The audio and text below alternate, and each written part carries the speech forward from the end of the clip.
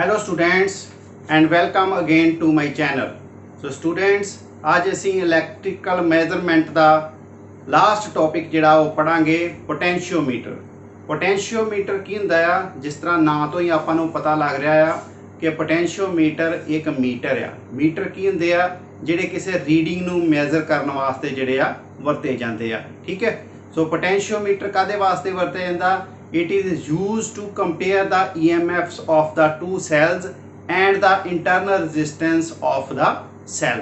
So किसे दो cells दी आपां EMFs नू compare करना होवे जां किसे cell दी internal resistance नू measure करना होवे ते फिर आपां इनू पोटेंशियोमीटर नू वरतदे हां। ठीक है स्टूडेंट्स। सो नैक्सट अपने को हैगा प्रिंसीपल। सो प्रिंसीपल की है अपने को इहदा पोटेंशियोमीटर दा। पोटेंशियोमीटर ਦਾ ਪ੍ਰਿੰਸੀਪਲ ਜਿਹੜਾ ਆ ਇਸ ਦੇ ਉੱਤੇ ਡਿਪੈਂਡ ਕਰਦਾ ਆ ਵੀ ਜਦੋਂ ਆਪਾਂ ਕਿਸੇ uniform area of cross section ਦੀ ਵਾਇਰ ਦੇ ਵਿੱਚੋਂ ਕਨਸਟੈਂਟ ਅਮਾਉਂਟ ਦਾ ਕਰੰਟ ਫਲੋ ਕਰਵਾਉਂਦੇ ਆ ਤੇ ਫਿਰ potential drop across any section of the wire is directly proportional to the length of the that portion of wire. ठीक है। फिर उदों पोटेंशियल डिफरेंस की हुंदा आ वो किहदे प्रोपोर्शनल हो जांदा?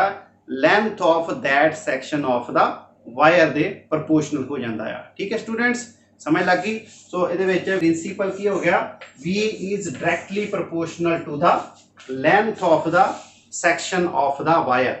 ठीक है स्टूडेंट्स। कंस्ट्रक्शन नैक्सट अपने को कंस्ट्रक्शन आ गई। सो पोटेंशियोमीटर एक वुडन बोर्ड दे उत्ते ये अपने को कॉपर ब्लॉक्स जिहड़े आ वो लगे हुए आ।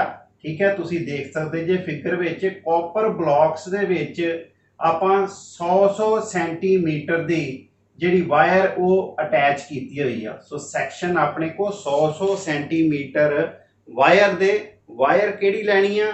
Uniform area of cross section दी वायर लैनी आ प्लस वायर जिहड़ी इहो जी लैनी आ जिहदी रजिस्टिविटी जिहड़ी की हाई होवे ते टैंपरेचर कोफिशिएंट ऑफ रजिस्टिविटी जिहड़ा लो होवे। ठीक है। इहो जी वायर आपां यूज करनी आ। सो इहो जी वायर किहड़ी हुंदी आ? कॉन्स्टेंटन वायर जां मैंगनीन वायर। ठीक है। सो मैंगनीन वायर जिहड़ी आ जां कॉन्स्टेंटन वायर आपां uniform area of cross section they 100 centimetre they section जिहड़े आ वो इन्हां कॉपर दे ब्लॉक्स दे विच आपां जिहड़े वो स्ट्रैच कर दिंदे आ। ठीक है स्टूडेंट्स। सो ये अपने को अगे दो पॉइंट जिहड़े की है एंड पॉइंट इहदे अपने को कॉन्स्टेंटन वायर दे एक एंड पॉइंट बी हो गया, एक एंड पॉइंट ए हो गया। सो इन्हां एंड पॉइंट्स दे अक्रॉस आपां बाहर जिहड़ी एक बैटरी अटैच कर दिंदे आ। ठीक है। थ्रू एम मीटर ते रियोस्टेट दे। ठीक है। सो एम मीटर आपां नूं पता लगूगा एम मीटर तो भी कितना करंट इस सर्किट दे विच फ्लो हो रहा है। ठीक है। सो रियोस्टैट जिहड़ा काहदे वास्ते लगाया जाता है तां जो आपां सर्किट दे विचों कॉन्स्टेंट अमाउंट दा करंट वो पास करा सकीए। ठीक है। जे इन केस करंट वधदा घटदा है ते रियोस्टैट दी मदद दे नाल आपां उहनूं करंट नूं कॉन्स्टेंट अमाउंट दा कर लईदा आ देख के एम मीटर तो। ठीक है। भी एम मीटर की रीडिंग जी वो उतों आपां पता लग जूगा भी करंट वधन दिया आ कि घटन दिया आ। सो असीं एक फिक्सड पॉइंट रख लांगे भी इन्ने अमाउंट का करंट जिहड़ा वो आपां सर्किट दे विचों फ्लो करवाउणा आ। ठीक है। सो उन्ना ही आपां जिहड़ा उस सर्किट दे विच बरकरार रखांगे करंट नूं। Okay students. तो ए पॉइंट दे उत्ते जिहड़ा कि अपने को वोल्ट मीटर नाल अटैच किया जाता ए पॉइंट नूं। ठीक है। ते अगों वोल्ट मीटर नूं काहदे नाल अटैच कर दिंदे आ? जॉकी दे नाल अटैच कर दिंदे आ। सो वायर जिहड़ी अपने को लगी उहदे बिल्कुल पैरेलल आपां 1 मीटर का जिस तरह मीटर ब्रिज दे विच स्केल लगाया सी उस तरह आपां रीडिंग्स नोट करन दे लई लेंथ दी उहदे बिल्कुल पैरेलल दे विच वायर दे पैरेलल दे विच आपां की लगा दिंदे आ? एक स्केल जिहड़ा वो लगा दिंदे आ 100 सेंटीमीटर का जां 1 मीटर का। Okay students. सो ये अपने को सर्किट डायग्राम पोटेंशियोमीटर की जिहड़ी तैयार हो जाती है। सो नैक्सट जिहड़ा अपने को जदों हुण आपां इहदे विचों करंट पास करावांगे ए बी सर्किट दे विचों अपने को करंट पास करवाउने आ। ठीक है। ते चौकी स्लाइड करवाने आ, ठीक है। सो कितना पोटेंशियल ड्रॉप जिहड़ा होऊगा इस क्रॉस सैक्शन ऑफ वायर दे वो आपां नूं इस वोल्ट मीटर की रीडिंग तो पता लग जाऊगा, ठीक है students. So potential difference across any cross section of the wire ये किहदे बराबर हुंदा है अपने को आई आर दे बराबर, ठीक है। अकॉर्डिंग टू ओम्स ला अपने को V जिहड़ा किहदे बराबर हुंदा आई आर दे बराबर हुंदा और रेजिस्टेंस जिहड़ी आ वो आपां नूं पता आ rho into L over A दे बराबर हुंदी है। रेजिस्टेंस काहदे उत्ते डिपेंड करदी है लेंथ ऑफ द वायर दे उत्ते ते area of cross section of the wire दे उत्ते ते आ कांस्टेंट ऑफ प्रोपोर्शनैलिटी जिहड़ी आ रजिस्टिविटी आ गई, ठीक है। सो हरेक मटीरियल दी रजिस्टिविटी जिहड़ी आ वक्री वक्री हुंदी है, ठीक है। ओके सो ये अपने को आर दी वैल्यू आ गई, इनू आपां V दे एक्सप्रैशन दे विच सबस्टिट्यूट करांगे आई इंटू आर दी वैल्यू सबस्टिट्यूट कर दी rho into L over A. So ये अपने को की आ गया V is equal to rho I over A into L, ठीक है। ओके स्टूडेंट्स सो ये तुसी देख सकते जे भी रजिस्टिविटी जिहड़ी आ किसी भी मटीरियल दी हुण अपने को कांस्टेंट एंड मटीरियल दी आपां वायर जिहड़ी लगाई आ और रजिस्टिविटी ओदी कांस्टेंट एंड मटीरियल दी कांस्टेंट रहूगी, ओही रहूगी, चेंज नहीं होगी। आई जिहड़ा की आ आपां पहले ही कहता भी करंट आपां फ्लो करवा रहे हैं कांस्टेंट अमाउंट दा इस पोटेंशियोमीटर दे विचों करंट फ्लो करवा रहे हैं, ठीक है स्टूडेंट्स।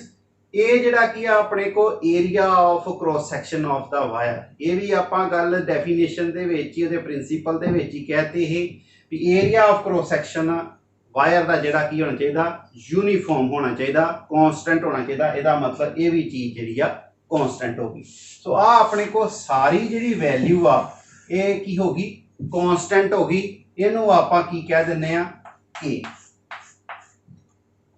कांस्टेंट अपने को के आ गया इंटू नाल की हो गया एल, ठीक है स्टूडेंट्स। तो इसका मतलब V जिहड़ा आ वो डायरैक्टली प्रोपोर्शनल टू किहदे हो जांदा एल दे डायरैक्टली प्रोपोर्शनल हो जाता है, ठीक है स्टूडेंट। सो ये अपने को प्रिंसीपल आ जाता है। ओके एल केड़ी लेंथ हुई जिहड़ी आपां वेखनी है भी पोटेंशियल ड्रॉप अहीं चैक करना है किन्ने लेंथ किहड़े सैक्शन ऑफ द वायर ते। जे सपोज कर लो भी आ अपने को जिहड़ा C पॉइंट आ तो इत्थों तक A तो लैके C तक जिहड़ी लेंथ होगी वायर दी ਉਹਦੇ ਅਕ੍ਰੋਸ कितना पोटेंशियल ड्रॉप होया वो इत्थों आपां नूं पता लग जूगा V वोल्ट मीटर की रीडिंग तो, ठीक है students. So V is directly proportional to L। जो जो अहीं L की वैल्यू जिहड़ी आ वधाउंदे जावांगे जो जो गां इहनूं तोड़ते जावांगे चौकी नूं त्यों त्यों लेंथ की वैल्यू जिहड़ी आ वो वधदी जाऊगी। L की वैल्यू वधन दे नाल अपने को पोटेंशियल ड्रॉप जिहड़ा वो वधदा जाऊगा, ठीक है स्टूडेंट्स। समझ लग गई इन्नी। तो ये सी अपने को जिहड़ा प्रिंसीपल इहदा पोटेंशियोमीटर दा। ओके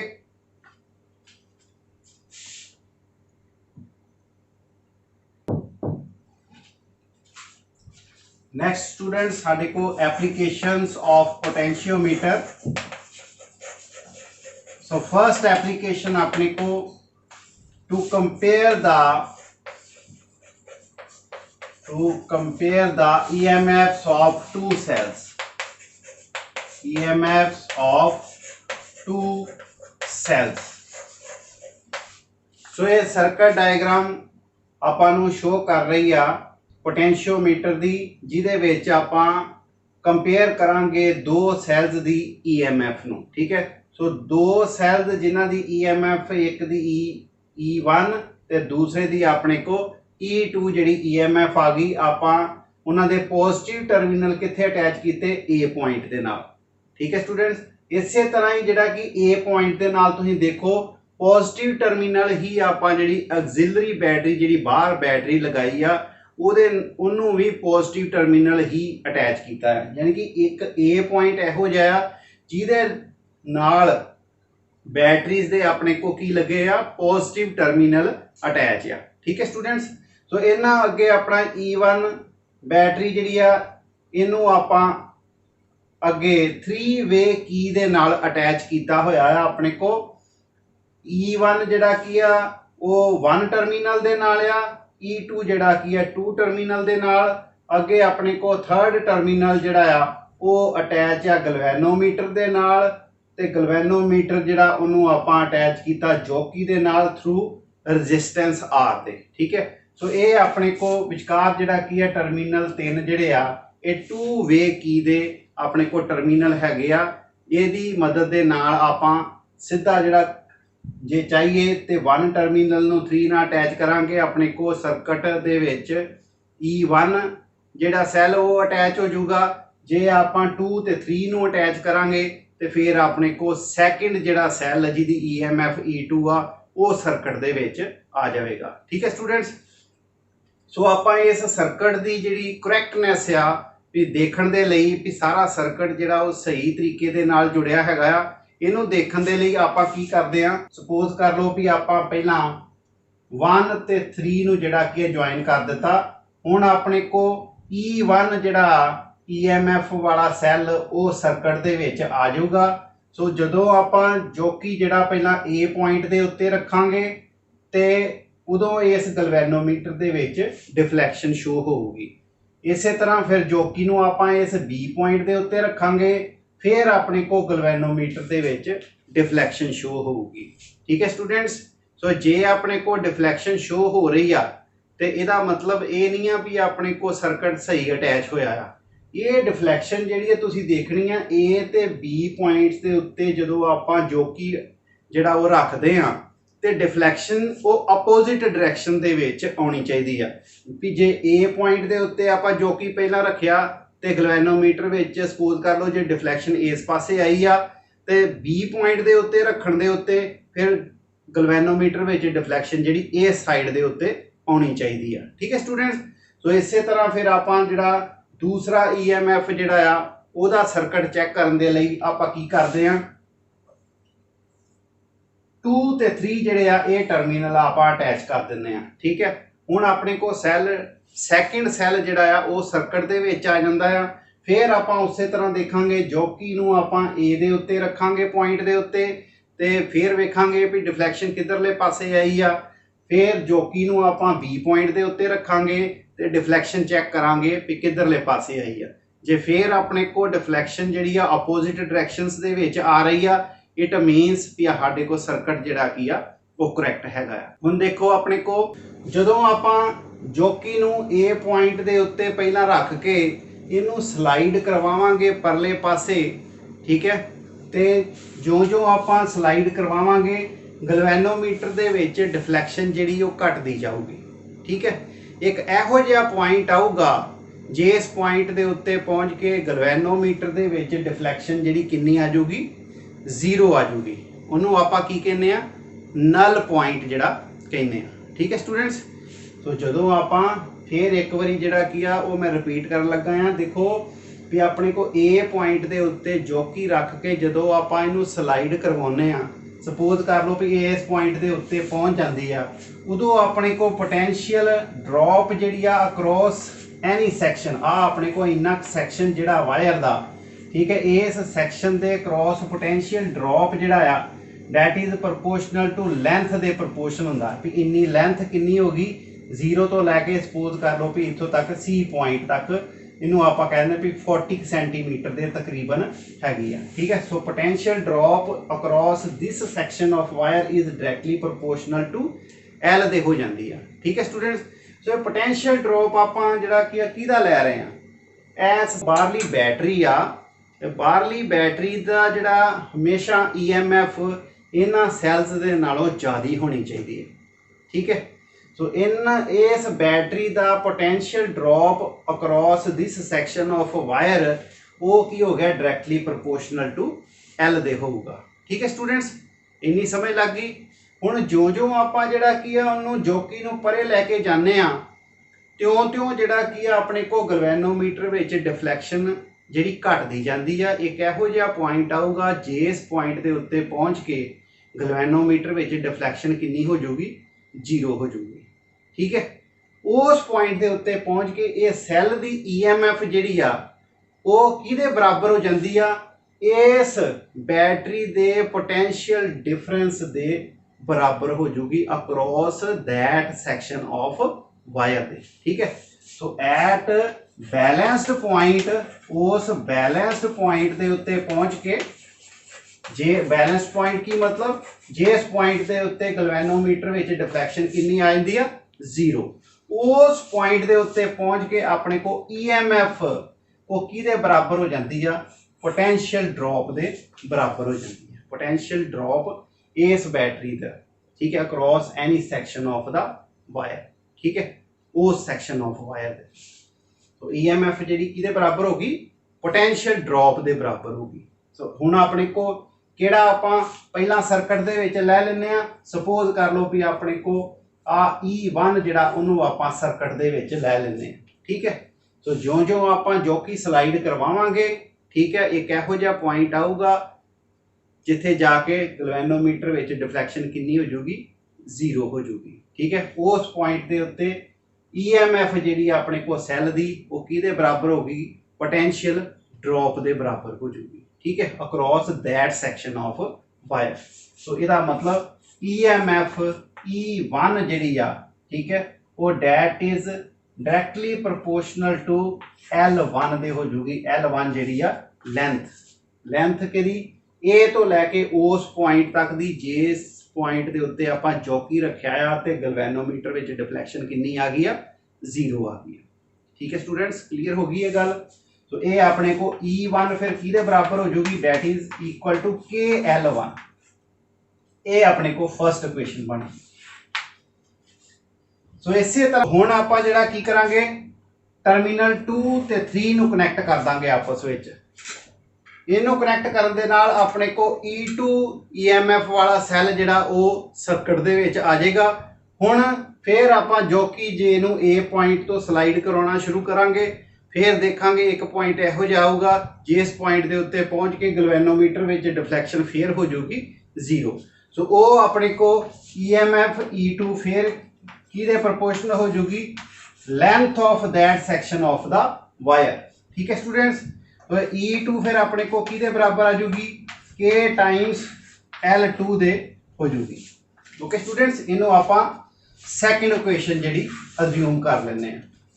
सो हुण आपां जिहड़ा इनू डिवाइड कर Dange, E1 divided by E2 ये किहदे बराबर आ जाऊगी, that is equal to KL1 over KL2 दे।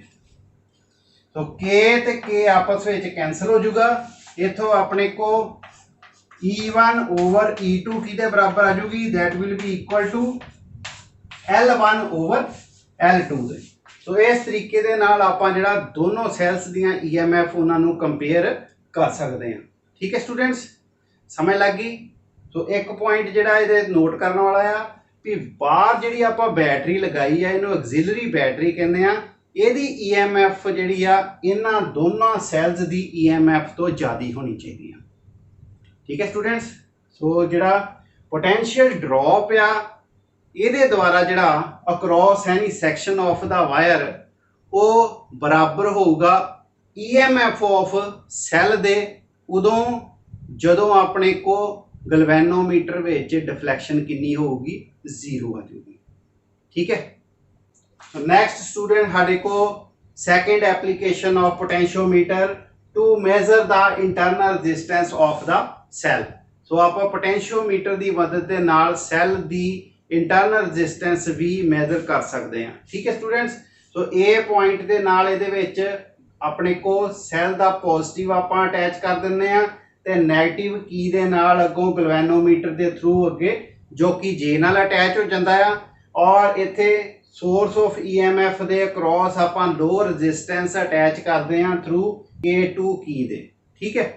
सो ये अपने को सर्किट डायग्राम इस तरह तैयार हो जाती है जदों आपां करंट इस पोटेंशियोमीटर के विचों फ्लो करवाने आ, पहला आपां की K1 जिहड़ी आ उहनूं अटैच कर दिंदे आ, ठीक है स्टूडेंट्स। की K1 अटैच होने दे नाल अपने को सैल जिहड़ा वो सर्किट विच आ जांदा आ। आपां जो कि जे नूं ए पॉइंट तो स्लाइड करवाउणा शुरू करदे आ पोटेंशियोमीटर दे उत्ते, एक इहो जिहा पॉइंट आऊगा जिस पॉइंट के उत्ते पहुंच के गलवेनोमीटर विच डिफ्लैक्शन कितनी हो जाऊगी, 0 हो जाऊगी, ठीक है। सो उत्थे अपने को EMF इस सैल दी that is directly proportional to किहदे हो जाऊगी, लेंथ अपने को L1 कंसिडर कर लेने। ठीक है, तो L1 लेंथ दे प्रोपोर्शनल होगी। इत्थे अपने को EMF E किहदे बराबर हो जूगी KL1 दे। इनू आप अज्यूम कर लेने इक्वेशन नंबर 1 दे बराबर। ठीक है स्टूडेंट्स, हुण आप की करते हैं इत्थे की K2 नू आपां ज्वाइन कर दिंदे आ। हुण कुछ करंट जिहड़ा आ इस सैल दा ओ एस यानी कि बाहरली जिहड़ी लो रजिस्टेंस दे थ्रू फ्लो होगा, जिहदे करके जिहड़ा पोटेंशियल ड्रॉप हो जूगी एस दे क्रॉस, ते अपने को जिहड़ी वोल्टेज आ वो सैल दी वो घट जूगी। यानी कि हुण आपां जिहड़ा मेजर करांगे वो की करांगे, टर्मिनल पोटेंशियल डिफरेंस जिहड़ी मेजर करांगे जदों सैल क्लोज्ड सर्किट दे विच चले जांदा है। ठीक है स्टूडेंट्स, हुण इह क्लोज सर्किट दे विच सैल आ गया। हुण अपने को EMF दी बजाय फिर आपां की करांगे, पोटेंशियल ड्रॉप जिहड़ा की आ वो मेजर करांगे। ठीक है, सो पोटेंशियल ड्रॉप जिहड़ा वो डायरैक्टली प्रोपोर्शनल टू किहदे आऊगा। फिर आपां जो की करांगे इत्थों A पॉइंट तो स्लाइड कराउणा शुरू करांगे। स्लाइड करते करते फिर एक पॉइंट ते जिहे ते पहुंच जाएंगे, जिस पॉइंट के उत्ते गैल्वेनोमीटर विच डिफ्लैक्शन कितनी आ जाऊगी, 0 आ जाऊगी। ठीक है, सो वो पॉइंट बैलेंस्ड पॉइंट जिहड़ा आ ओहदी आपां लेंथ फिर जिहड़ी नोट कर लेनी है। सपोज कर लो ओहदी लेंथ कितनी आ जांदी है L2। वो लेंथ हुण अपने को टर्मिनल पोटेंशियल डिफरेंस दे प्रोपोर्शनल होगी, क्योंकि सैल किहदे विच है हुण क्लोज सर्किट दे विच। ठीक है स्टूडेंट्स, समझ लग गई। ये एक्सटर्नल सर्किट के थ्रू जिहड़ा कि करंट फ्लो हो रहा है, इस करके अपने को जिहड़ा वो की होगी EMF रिड्यूस होगी। यानी कि हुण आपां की कहांगे इहनूं टर्मिनल पोटेंशियल डिफरेंस। तो टर्मिनल पोटेंशियल डिफरेंस जिहड़ा वो डायरैक्टली प्रोपोर्शनल टू L दे हो गया। तो V इज इक्वल टू किहदे बराबर हो जूगी, KL2 दे। इहनूं आपां क्वेश्चन नंबर 2 अज्यूम कर लेंगे। ठीक है स्टूडेंट्स, समझ लग गई। सो इथों 1 डिवाइडेड बाय जो 2 करांगे तो अपने को की आऊगा E divided by V is equal to किहदे बराबर, KL1 ओवर KL2 दे। सो K ते K अपने को कटे जाएंगे, E ओवर V अपने को किहदे बराबर आ जाऊगी, that is equal to L1 over L2। ठीक है स्टूडेंट्स, इन्नी समझ लग गई। हुण आपां नूं पता आ कि सैल दी इंटरनल रजिस्टेंस आपां कैलकुलेट कीती ही पिछले लैक्चर्स दे विच। इंटरनल रजिस्टेंस किहदे बराबर हुंदी है, that is equal to E divided by V minus 1 into external resistance कितनी है S। आपां एक्सटर्नल रजिस्टेंस इत्थे लई है। ठीक है, तो S की आ गई अपने को एक्सटर्नल रजिस्टेंस। सो ये फार्मूला सी अपने को इंटरनल रजिस्टेंस ऑफ सैल दा। ਇਹਦੇ ਵਿੱਚ E ओवर V ਦੀ ਜਿਹੜੀ ਵੈਲਿਊ ਇੱਥੇ ਆਪਾਂ ਕੈਲਕੂਲੇਟ ਕੀਤੀ L1 ओवर L2 ਇੱਥੇ ਸਬਸਟੀਟਿਊਟ ਕਰ ਦਾਂਗੇ। ਆਪਣੇ ਕੋ ਆ ਜਾਊਗਾ L1 over L2 minus 1 into S, ਇਹ ਕਿਹਦੇ ਬਰਾਬਰ ਆ ਜਾਊਗੀ, R ਦੇ ਬਰਾਬਰ ਆ ਜਾਊਗੀ। ਠੀਕ ਹੈ ਸਟੂਡੈਂਟਸ, ਸੋ L1 ਤੇ L2 ਜਿਹੜੀਆਂ ਆਪਾਂ ਕੁਆਂਟੀਟੀਜ਼ ਇਥੋਂ ਮੈਜ਼ਰ ਕਰਕੇ ਉਹ ਆਪਾਂ ਇਸ ਜਿਹੜਾ ਐਕਸਪ੍ਰੈਸ਼ਨ ਦੇ ਵਿੱਚ ਸਬਸਟੀਟਿਊਟ ਕਰ ਦਾਂਗੇ। S ਦੀ वैल्यू आपां इथों जिहड़ा लो रजिस्टेंस आपां नूं पता लग जूगा भी किन्नी आ। ठीक है, उतों असीं जिहड़ी इत्थे सबस्टिट्यूट कर दांगे, R दी इस तरह आपां वैल्यू कैलकुलेट कर लवांगे। ठीक है स्टूडेंट्स, मैनूं उम्मीद है कि तुहानूं अज दा लैक्चर जरूर समझ आया होगा। So thank you very much.